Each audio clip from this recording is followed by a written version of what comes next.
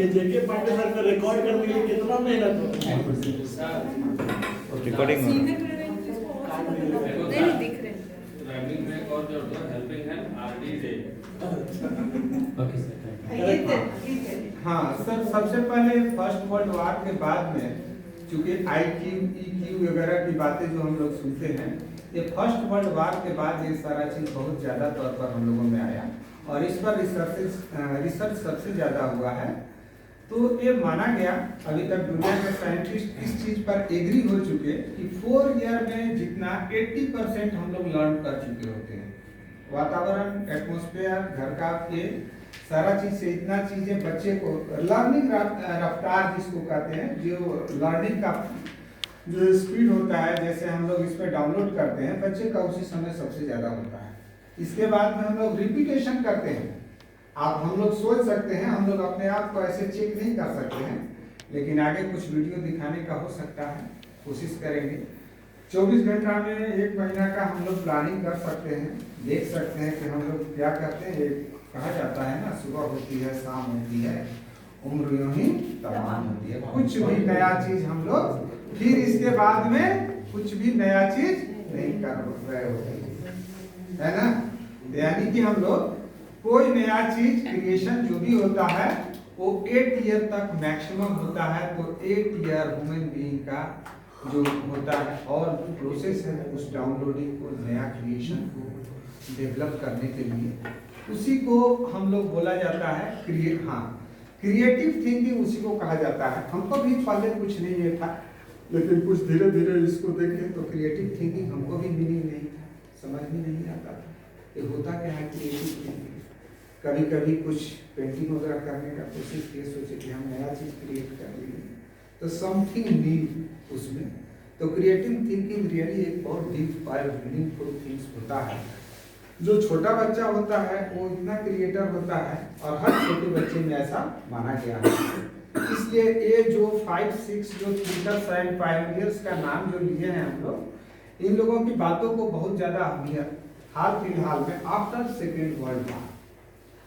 Second world war में क्या हुआ, 1-2 केसेज के बारे में हम लोग डिस्कस करेंगे और हो सकेगा तो वीडियो दिखाने का कोशिश करेंगे। सेकेंड वर्ल्ड वार में ऐसा हुआ कि क्यों इन लोगों का एक किया। सेकेंड वर्ल्ड वार में ये कहा जाता है कि जब वहाँ का यूएस प्रेसिडेंट, नाम नहीं याद आ रहा है, सॉरी, चूंकि हमको रखना चाहिए तो ये सारा हमारा दिक्कत है। कोई बोल दिया? हाँ तो नहीं, कोई नहीं बोल देंगे सर, फिलिंग द ब्लैंक्स रहने देंगे। वैसे हमको बोलना चाहिए था, नाम हमारे पास था, उसका नाम नहीं लिया। तो उन लोगों के बारे में जर्नलिस्ट लोग पूछे कि आपको जो 9 अगस्त एंड 6 अगस्त नागासाकी एंड हिरोशिमा पर जो डाला गया, इससे सब लोग हम लोग परिचित हैं।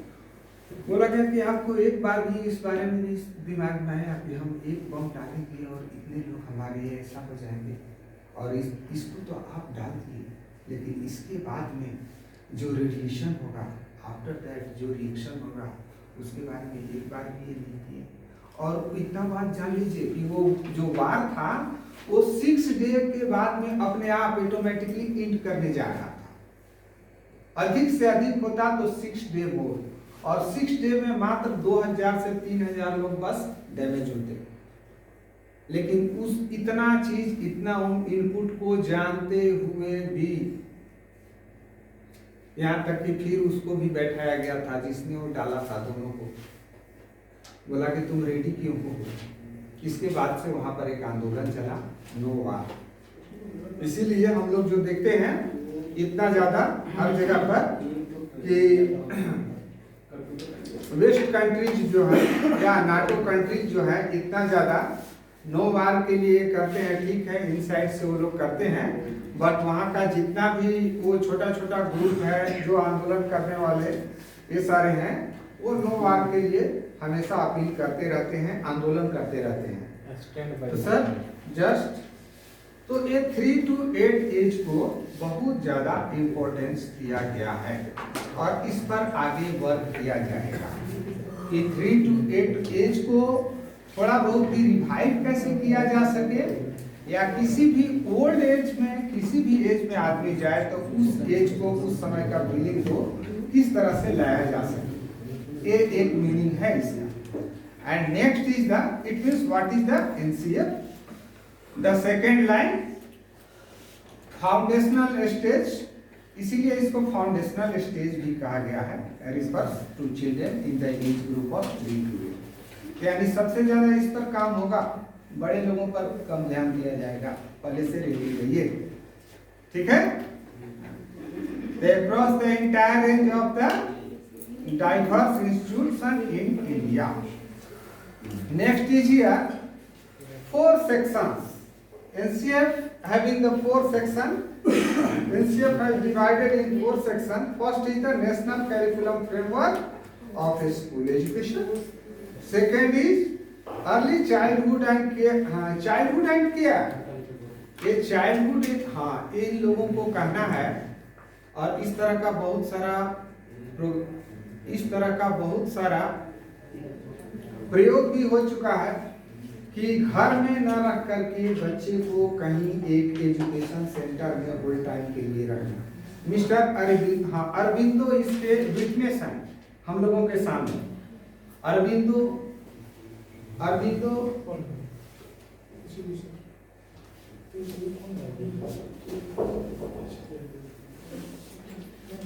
अरविंदो को माता पिता से दूर रखा गया था। वो नहीं बैठना ये सर, थोड़ा सा उससे दूर रहे, ज्यादा अच्छा रहेगा। नहीं, रेडिएशन नहीं हो।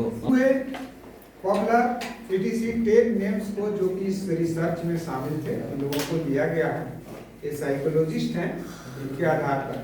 एंड नेक्स्ट हम लोग आते हैं NCF has 4 sections. School education, early childhood care, ये बहुत इंपॉर्टेंट टॉपिक माना जाता है।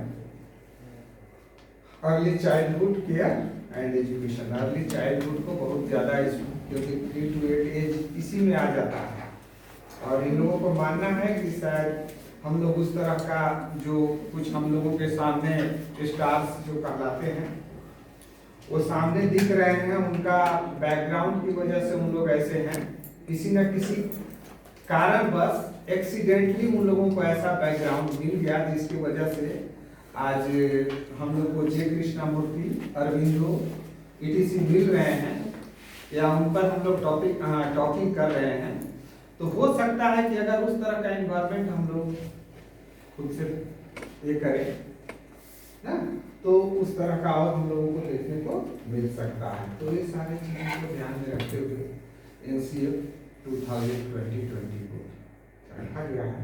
Next is the teacher education, इसमें टीचर एजुकेशन को बहुत फोर्स किया गया है, ठीक है। And national curriculum framework for adult education, adult education है एक पार्ट इसका। अक्सर हम लोग आगे बढ़ते हैं और एक वीडियो है, देखेंगे इसमें। अब अपनी लाइफ का 1 मिनट रिवाइंड करो और सोचो, जब मैंने ये सवाल पूछा, किसी ने ये सोचा कि आज कुछ नया सीखने को मिलेगा, मजा आएगा?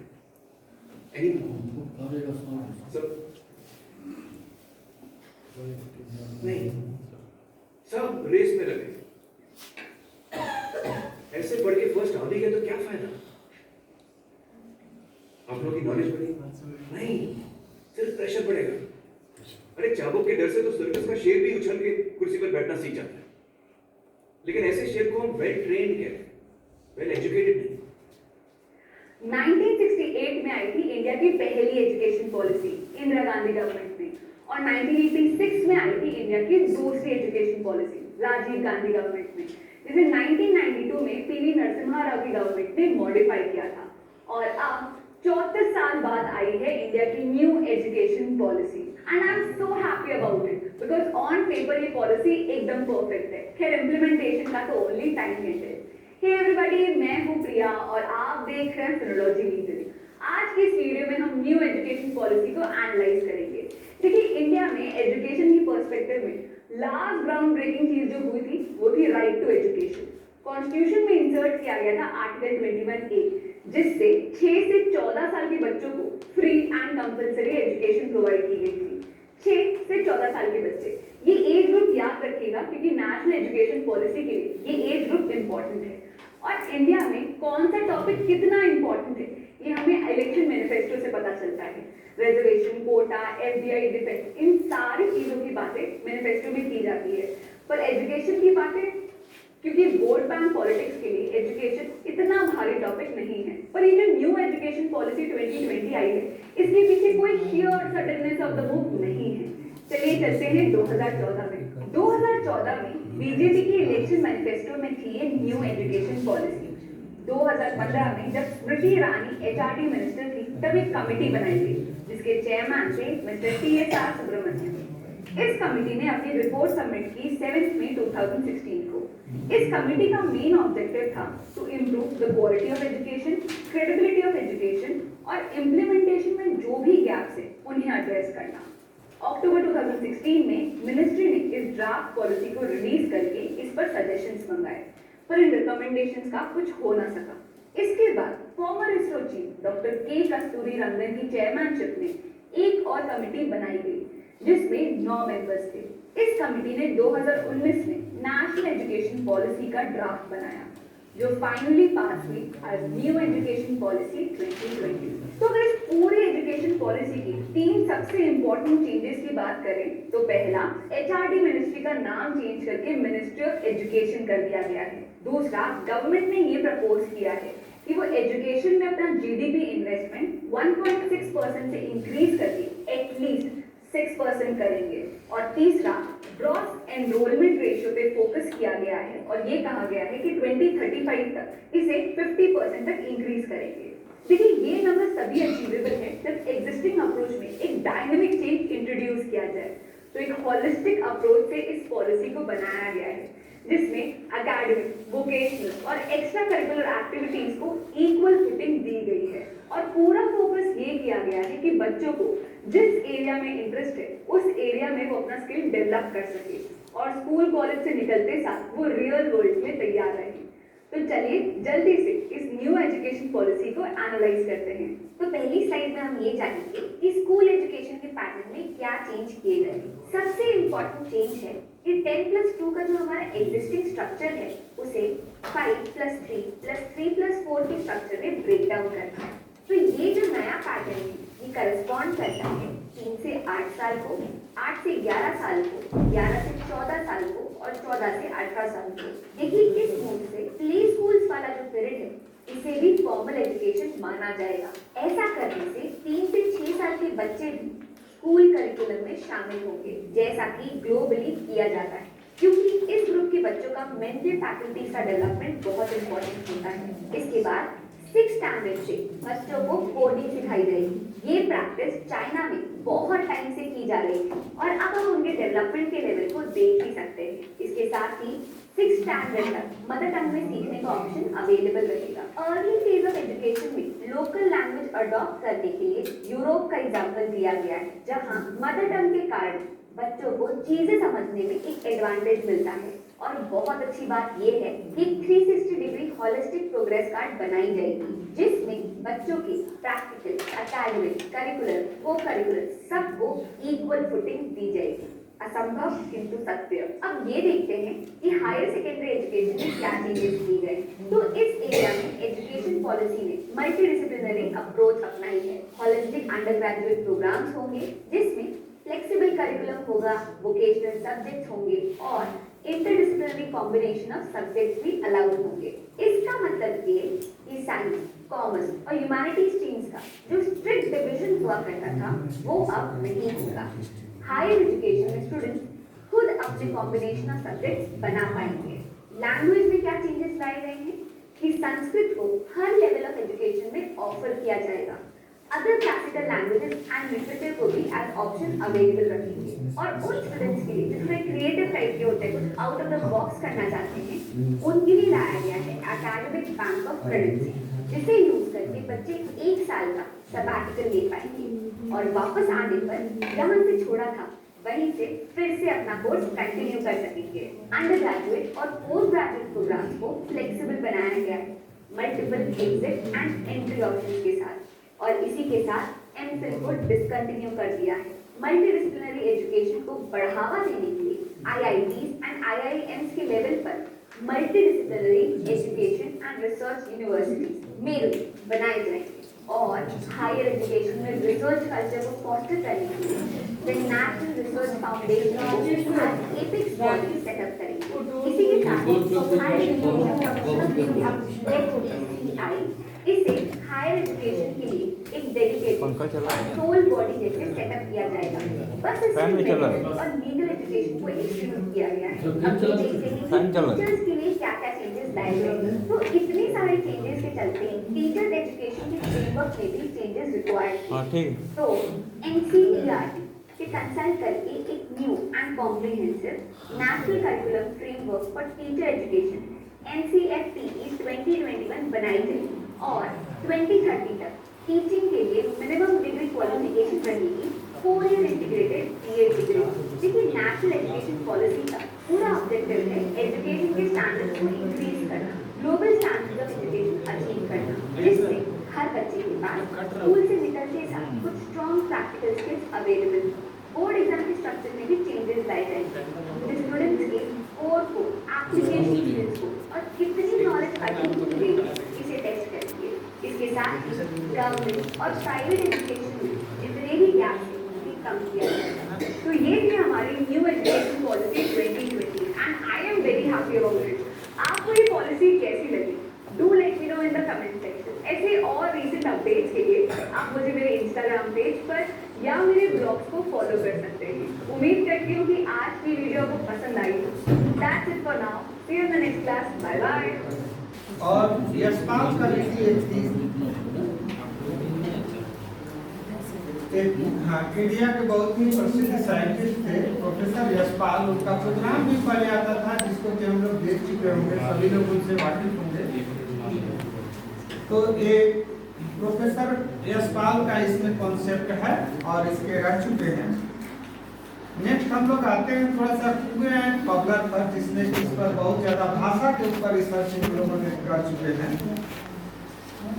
इसी को थोड़ा सा इधर करते हैं बेस पे पबलर एंड कुए, इनका मानना है कि किसी भी कंट्री को 50 ईयर एटलीस्ट 50 ईयर हम पीछे अगर करना है तो हम लोग सिर्फ एक नया भाषा उन लोगों को दे दें। बस कंट्री 100 ईयर के लिए ऑटोमेटिकली बिना बताए पीछे चली जाएगी।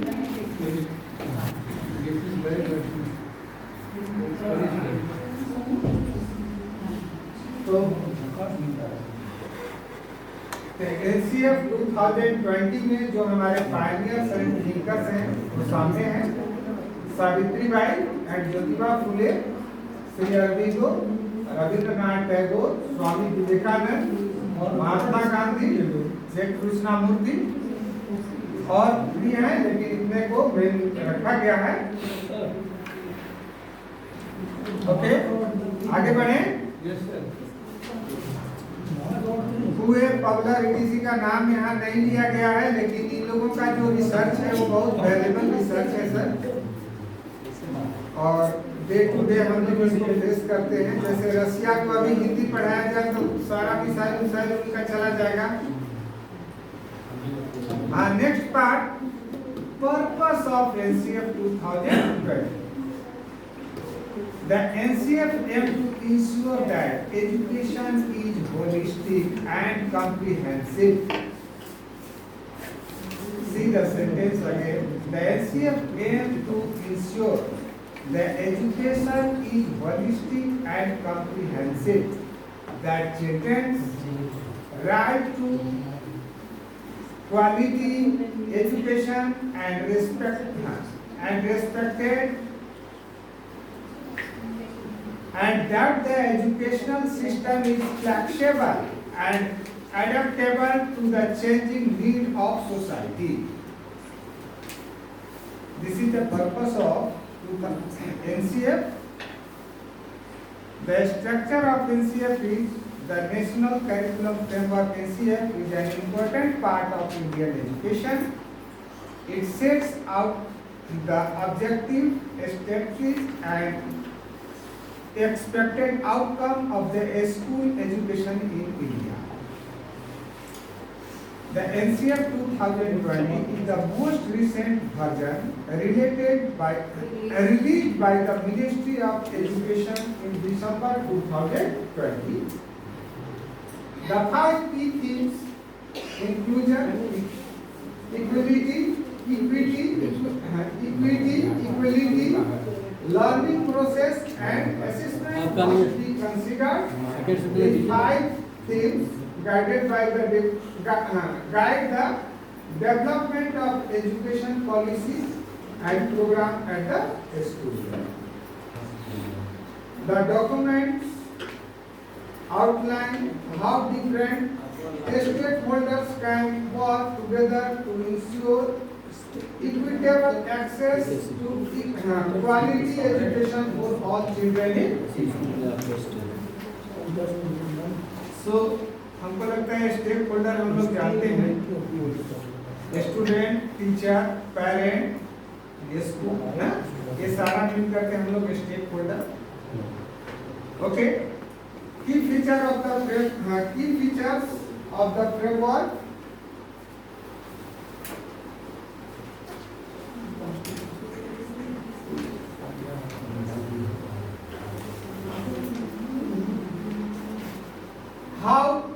What replaces textbooks? NCF suggests the use of simple worksheets of the 3 to 6 age group. For example, age group of 3 to 6, there should not be any prescribed textbook for the children. Should not be burdened with the textbooks, the documents. Steps. Why is this an important step? Vast number of school-going children routinely fail learning outcome tests. Effect of holistic education in founding year on learning level of children. Features of NCF. The NCF guide learning process and assessment. It promotes student center. पहले जैसे शिक्षक केंद्रित एक बार था, हम लोग जो जिस पॉलिसी में हम लोग पढ़ चुके हैं वो टीचर सेंटर्ड था. इसके बाद में इसके चाइल्ड सेंटर्ड हुआ, स्टूडेंट सेंटर, लेकिन इसको बैलेंस करने का कोशिश किया गया है. तो it promotes student centred learning approach, encourage collaborate learning and allow personalized assessment practices. Furthermore, it encourages us to use innovative teaching method appropriate to student diverse needs.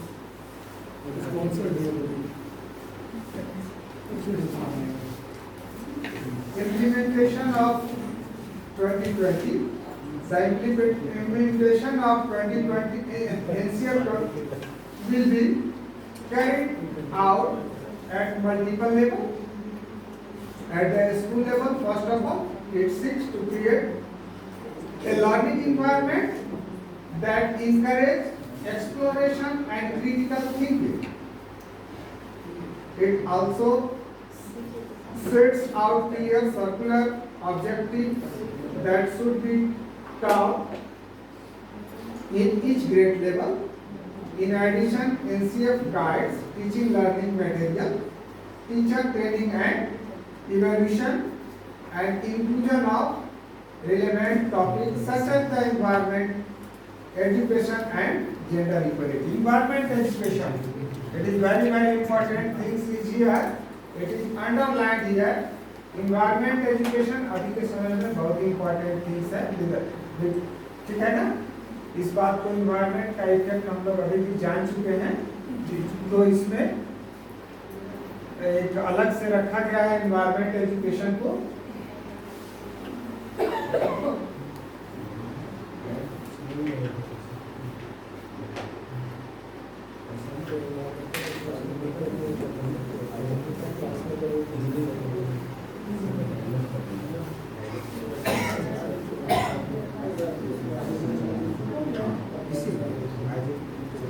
Dear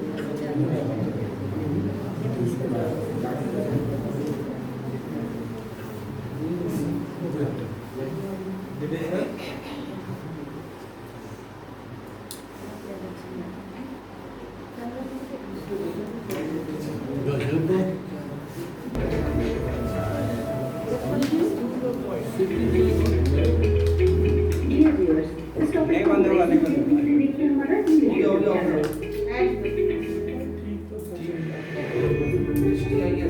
दृष्टिआईएएस के 2 टू पॉइंट प्रोग्राम में आपका स्वागत है। आज के episode में हम बात करेंगे श्री अरविंद घोष की। लेकिन सबसे पहले जान लेते हैं कि टॉपिक आखिर खबरों में क्यों है। हाल ही में प्रधानमंत्री नरेंद्र मोदी ने वीडियो कॉन्फ्रेंसिंग के माध्यम से श्री अरविंदो की 150वीं जयंती वर्ष के उपलक्ष्य में आयोजित कार्यक्रम में भाग लिया। चलिए जानते हैं श्री अरविंदो घोष के बारे में। श्री अरविंदो घोष एक योगी, दार्शनिक, कवि और भारतीय राष्ट्रवादी थे। उनका जन्म 15 अगस्त 1872 को कलकत्ता में हुआ था। उनकी शिक्षा दार्जिलिंग के एक क्रिश्चियन कॉन्वेंट स्कूल में शुरू हुई। उन्होंने कैम्ब्रिज विश्वविद्यालय में प्रवेश लिया, जहां वे 2 शास्त्रीय और कई आधुनिक यूरोपीय भाषाओं में पारंगत हो गए। 1892 में उन्होंने बड़ौदा यानी वडोदरा और कलकत्ता यानी वर्तमान कोलकाता में विभिन्न प्रशासनिक पदों पर कार्य किया। उन्होंने शास्त्रीय संस्कृत सहित योग और भारतीय भाषाओं का अध्ययन शुरू किया।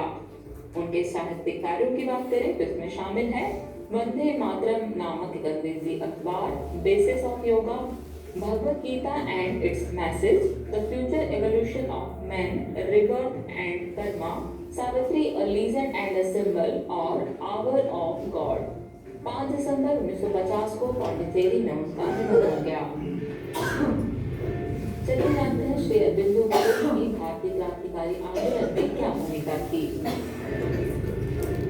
श्री अरविंदो भारतीय स्वतंत्रता आंदोलन में अग्रणी व्यक्ति थे। उन्होंने अंग्रेजी अखबार वंदे मातरम और बंगाली साप्ताहिक युगांतर में लेख लिखे। घोष ने धर्मा नामक एक साप्ताहिक अंग्रेजी पत्रिका शुरू की, जिसमें उन्होंने स्वराज और ब्रिटिश शासन से आजादी का संदेश देने की कोशिश की। वनुशीलन समिति के संस्थापकों में से एक थे, जिसने ब्रिटिश सरकार के अत्याचारों का विरोध किया था। उन्होंने 1905 के बंगाल विभाजन के खिलाफ प्रदर्शन किया और भारतीय राष्ट्रीय कांग्रेस के 1906 के अधिवेशन में भाग लिया। एक क्रांतिकारी और उग्रवादी के रूप में अरविंदो को अलीपुर बम केस में जेल की सजा सुनाई गई। उन्होंने कलकत्ता में अलीपुर सेंट्रल जेल में 1 साल एकांत कारावास में बिताया। चलिए अब जानते हैं अरविंदो घोष के आध्यात्मिक पक्षों के बारे में। उन्होंने आध्यात्मिक अभ्यास की एक नई पद्धति विकसित की, जिसे उन्होंने एकात्मिक योग या इंटीग्रल योग कहा। इसका उद्देश्य एक आध्यात्मिक अनुभूति है जो न केवल मनुष्य की चिंता को मुक्त करती है, बल्कि उसकी प्रकृति को भी बदल देती है। उन्होंने आध्यात्मिक विकास के माध्यम से पृथ्वी पर दिव्य जीवन के दर्शन को प्रतिपादित किया। पांडिचेरी यानी वर्तमान पुदुचेरी में उन्होंने आध्यात्मिक साधकों के समुदाय की स्थापना की। इसने 1926 में श्री अरविंदो आश्रम के रूप में आकार लिया। चलिए अब आपको चला इस टॉपिक से रिलेटेड अगला प्रश्न को देखने का। तो अगला प्रश्न है, निम्नलिखित में से कौन श्री अरविंदो घोष की साहित्यिक कृतियां हैं? पहला बेसिस ऑफ योगा, दूसरा भगवत गीता एंड इट्स मैसेज, तीसरा the future evolution of man और चौथा रिबर्थ एंड कर्मा। दिए गुण का प्रयोग कर सही उत्तर चुनना है। आपके ऑप्शन है ऑप्शन ए केवल 1 और 3, ऑप्शन बी केवल 2, ऑप्शन सी केवल 1 और 4 या फिर ऑप्शन डी 1, 2 और 4। जल्दी मिलते हैं एपिसोड में नए टॉपिक के साथ। तब तक के लिए शुक्रिया। Such as the gender equality and disability right.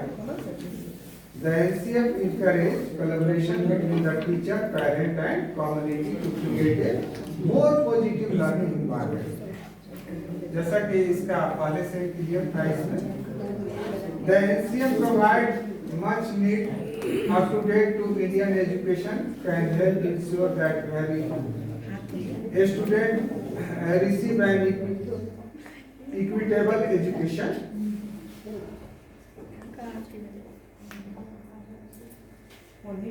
उठे तो दरवाजा पूरा खोल दीजिए।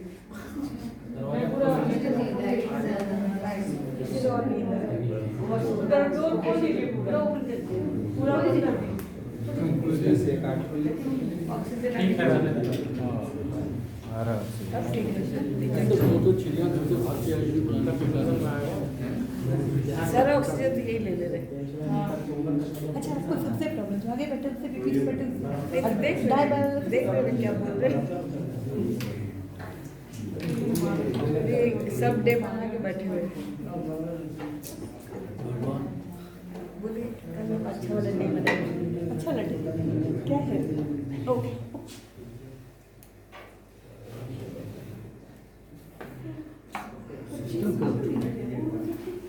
सिस्टम क्लास सिस्टम का effect।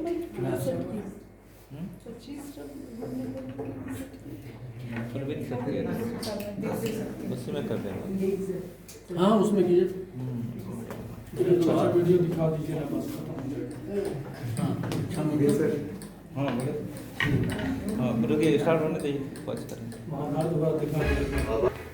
स्वामी विवेकानंद ने एक बार कहा था कि अपने जीवन का एक लक्ष्य निर्धारित करो, अपने पूरे शरीर को उस एक लक्ष्य से भर दो और हर दूसरे विचार को अपनी जिंदगी से निकाल दो। यही सफल होने का मूल मंत्र है। हमें से कई लोग डॉक्टर एपीजे अब्दुल कलाम साहब को इंस्पिरेशन मानते हैं, लेकिन क्या आपको पता है कि उनकी इंस्पिरेशन कौन है? स्वामी विवेकानंद। और सिर्फ यही नहीं, बल्कि निकोला टेस्ला, सुभाष चंद्र बोस, लाल बहादुर शास्त्री और भी कई सारे ऐसे लीजेंड्स हैं जिनकी इंस्पिरेशन स्वामी विवेकानंद है। आज हम स्वामी जी के जीवन की 3 कहानियां डिस्कस करेंगे और जीवन की बहुत बड़ी सीख है इन तीनों कहानियों में। पहली कहानी, एक बार स्वामी जी को नदी पार करना था और वो नदी के पास में खड़े थे। तभी एक साधु ने आकर उनसे पूछा, क्या आप भी स्वामी विवेकानंद हो? स्वामी जी ने जवाब दिया कि जी हाँ, मैं ही स्वामी विवेकानंद हूँ। तभी साधु ने पूछा कि स्वामी जी आप यहाँ पर क्या कर रहे हो? स्वामी जी ने कहा कि मुझे नदी पार करना है और मैं नाव का इंतजार कर रहा हूँ। तभी साधु ने कहा कि तुम इतने बड़े इंसान हो, कई सारे लोग तुम्हें अपनी प्रेरणा का स्रोत मानते हैं और तुम एक नदी पार नहीं कर सकते। देखो मैं तुम्हें नदी पार करके बताता हूँ। तभी उस साधु ने पानी पर चल करके उस नदी को पार किया और फिर से पानी पर चल करके स्वामी जी के पास लौट कर आए और बोले कि देखो मेरे पास इतनी शक्ति है, मेरे पास इतना टैलेंट है, मेरे पास इतना ज्ञान है, उसके बावजूद भी मुझे कोई नहीं जानता और तुम्हारे पास कोई ज्ञान नहीं, कोई शक्तियां नहीं, उसके बावजूद भी तुम्हें सब जानते हैं। तभी स्वामी जी मुस्कुराए और साधु से पूछा कि तुम्हें ये विद्या सीखने में कितना टाइम लगा? साधु ने कहा कि 15 साल। इतने में स्वामी जी की नाव आ गई और स्वामी जी ने साधु को नाव में बैठाया और वहां से चल दिए। दोनों ने नाव में बैठकर नदी पार की और पार करने के बाद स्वामी जी ने अपनी जेब से 1 रुपया बाहर निकाला और उस नाव वाले को दे दिया। यानी कि दोनों के मिला के 50-50 पैसे यानी 1 रुपया उन्हें दे दिया। तभी स्वामी जी ने साधु से कहा कि जो काम तुम 50 पैसे में कर सकते थे उसके लिए तुमने अपनी जिंदगी के 15 साल बर्बाद कर दिए और अगर यही 15 साल तुम समाज की भलाई में लगाते तो आज तुम्हें भी पूरी दुनिया जानती और मैंने यही किया, इसलिए मुझे पूरी दुनिया जानती है और तुम्हें कोई नहीं जानता।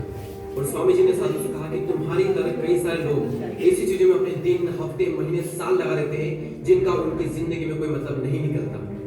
इसलिए अपने टाइम को ऐसी जगह पर लगाओ जहां पर उसका एक्चुअल में कोई सेंस निकले, क्योंकि टाइम से बढ़कर इस दुनिया में कोई भी इंपॉर्टेंट चीज नहीं है। अगर समय बर्बाद तो जिंदगी बर्बाद है। दूसरी कहानी, एक बार स्वामी जी एक ब्रिज पर चल रहे थे, तभी वहां पर कुछ बंदर उनके पीछे पड़ जाते हैं।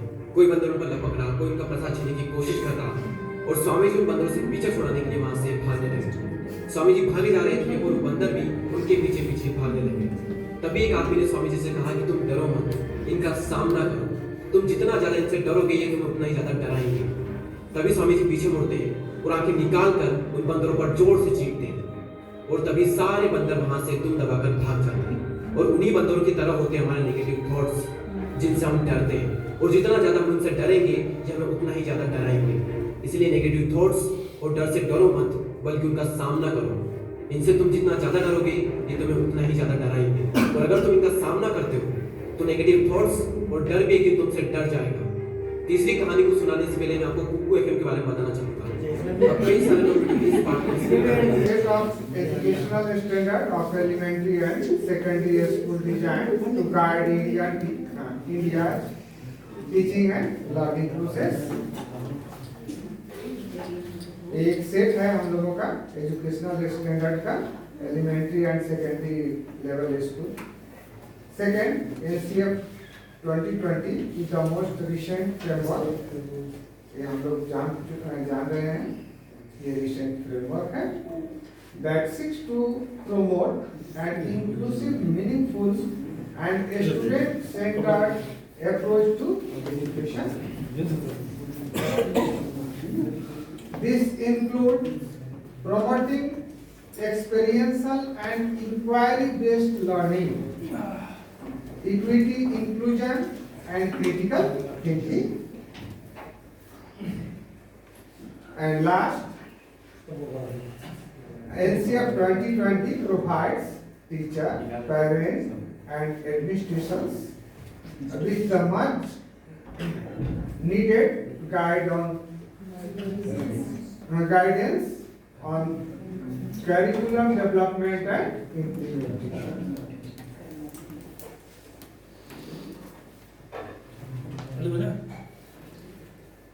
Okay, thanks everybody.